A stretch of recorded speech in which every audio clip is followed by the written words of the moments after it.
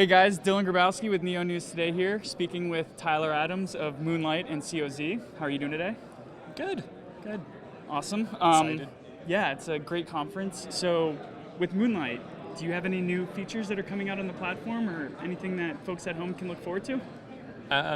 So we recently released an article which outlines our first release, right? So it talks to the specific features and the story of the product itself. So right now we're developing towards a beta, which should come out hopefully in the next couple months. And what it'll really center around is presentation of who you are in a professional capacity, right? When we talk about like submitting a resume, for example, you always tailor your resume to a job. You don't just have this blanket resume that you send, shotgun approach. Some people do that. It's not very effective, I can tell you as a hiring manager, especially when people spend 6 seconds scanning a resume, right? You want to have that custom feel, right, where you control who you are and how you present yourself. And a lot of digital platforms in the professional space don't really support that, right? You get one profile, one view, and this actually is pretty standard across all social platforms, right? Not just professional ones. You get one presentation of who you are, right? That makes it really difficult as an individual because you have to pick and choose how you want to tailor that presentation. And for recruiters, it's also difficult because they get a bunch of random stuff that was kind of guesswork. So what we're really trying to do is allow people to create multiple profiles depending on who they're talking to and present that and allow them to present that to people, which is more true to kind of the resume strategies that we've been using on paper for hundreds of years, right?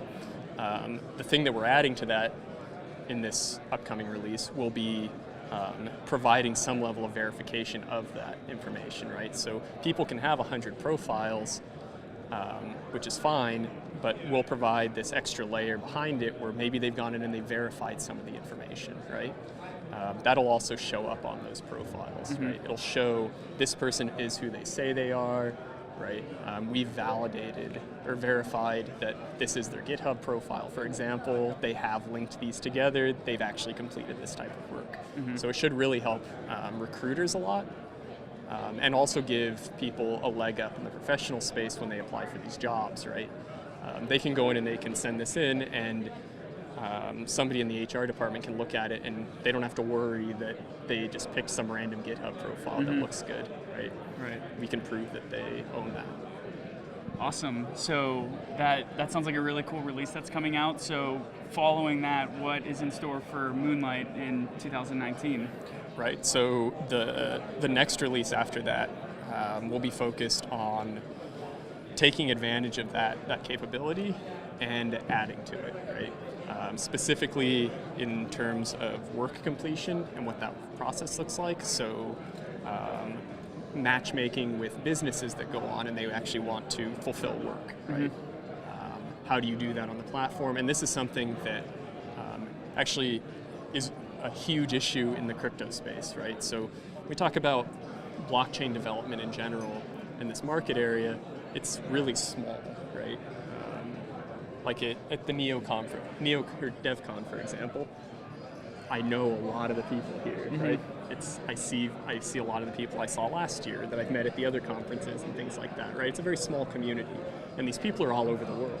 So when you want to build a team that can develop, right, and deliver on this stuff, a lot of the times you're looking for somebody that's in a different country, right? How do you pay these people? How do you find the people to do it also, right? Every project in this space has to deal with that.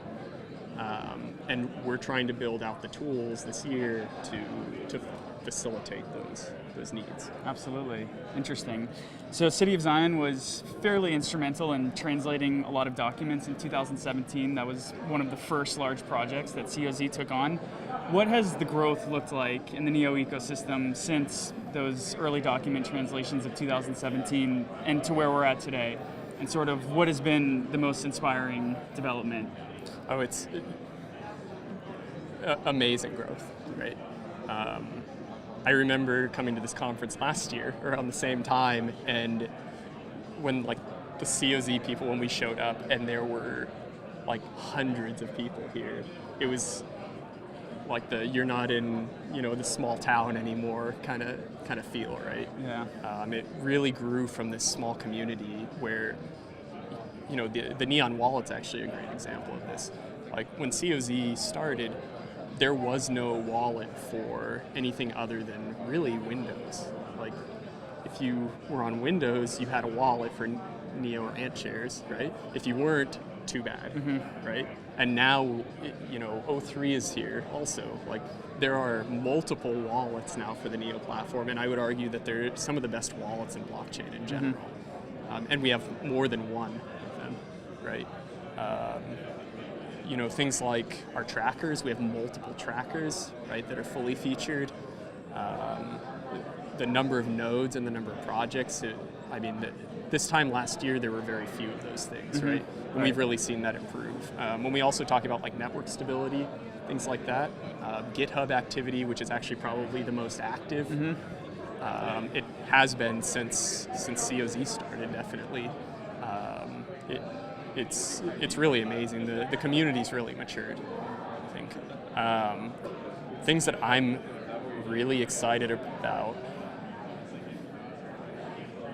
I think the GitHub activity, if I had to pick something, at least in the broader community, I think the community's really rallied around GitHub activity, and you see people like Bill from Telegram, for example, right, who's very active on there, commenting and providing input. This is what the community thinks, right? Like Tom from Telegram, he's also on there, and he's not a developer, right? It's really amazing, right? It's provided this really good conduit for the developers in the greater community to interface. So anyone can contribute to a GitHub, not just a developer. Oh yeah, people go on there all the time and voice their opinions. I mean, you think about Neo and blockchain in general.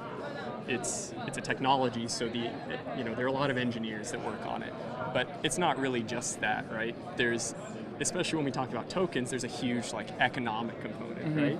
So it would behoove you, if you're like an economist, to participate in those discussions on GitHub, right? I think that's been really impressive to me to see that the community, including non-developers, have really gotten involved there. Yeah, absolutely.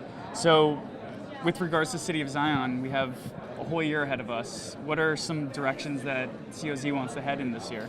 Right, so one of the big things that we've changed recently is the way that we handle productization and honing of the team, right? So historically, and I'm sure that most of the people that read and follow NEO News today are aware the City of Zion awards contributions to the community for repositories, and historically it's been carte blanche. Like people can go in, they create a new project, and they do some development on it, and they're awarded, right?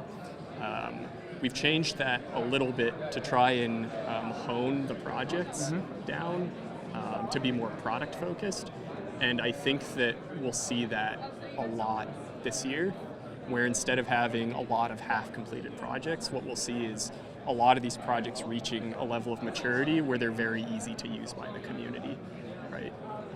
Like NeoPython now is arguably the easiest developer tool in the ecosystem, right? And we can make that even better. We have NeoGo also, and NeoStorm, which is the Go version of the compiler and full node. Those are reaching a point now also where they can be productized and released, right? So I think what we'll really see is a lot of ease of use tools that start to show up, which is really what we want to drive developers into the community. Awesome. So is there anything that we might not have covered in my questions that you would like to talk about? Check out our the COZ GitHub, right? For the projects and the different tasks that will be awarded, right? That would be the big thing. Cool. We're always looking for new developers to participate and learn blockchain and development in general. Absolutely. So what's the best way for folks at home to get in contact with you if they want to speak with you? Go into one of the NEO communities and ask for me. I think the messages generally get to me. Cool. If they're asked. So. Awesome. Well, thank you very much for your time today. This is Dylan Grabowski with neonewstoday.com. You can find more information about the interviews that we've conducted on our YouTube link at Neo News Today, also through our Twitter account. And just once again, wanted to thank you for your time. Yeah. It's great to be here. Absolutely. Enjoy the conference. I will.